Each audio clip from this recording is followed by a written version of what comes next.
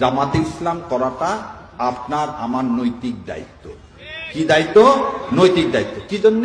যদি আপনি জান্নাতে যেতে চান। আর জান্নাতে যেতে না চাইলে কোনো সমস্যা নাই, কারণ 72-এর মধ্যে প্রথম কাতারে থাকতে চাইলে, জান্নাত পেতে চাইলে জামাত ইসলাম করতে হবে। এর মধ্যে আর দ্বিতীয় কোনো অপশন নাই বাবা। আপনাদের কি মনে হয় একে জুতা পিটা করা উচিত না? এই ধরনের লোকে জুতা পিটা করা উচিত না? কিয়ামতের আগে দাজ্জাল আসবে পৃথিবীতে। সে এক হাতে বেহেশত, এক হাতে দুজক দেখাবে মানুষকে, আর সে নিজেকে খোদা দাবি করবে।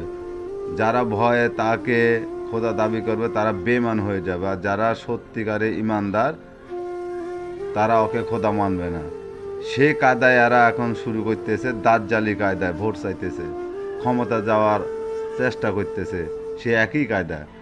মনে হইতেছে যে দাজ্জালের ছোট ভাই এখন এরা দাজ্জালের ছোট ভাই, এরা আবির্ভূত হয়ে গিয়েছে।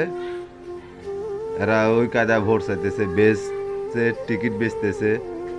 যে বেস্ট কে যাবে কে যাবে না, কে পাবে কে পাবে না, স্বয়ং আল্লাহ ছাড়া কেউ বলতে পারে না।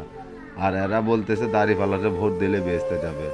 এরপরেও যারা এদের কথা শুনে, ভণ্ডদের কথা শুনে যারা দাঁড়িপাল্লাতে ভোট দেবেন, একটু চিন্তা ভাবনা করে দেবেন।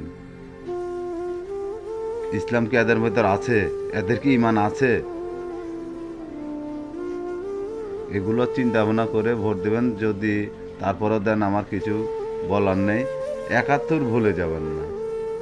যে যাই করেন 71 ভুলে যাবেন না। তার কারণ 71-এ এরা কি করছে বাংলার ইতিহাসে সবাই জানে।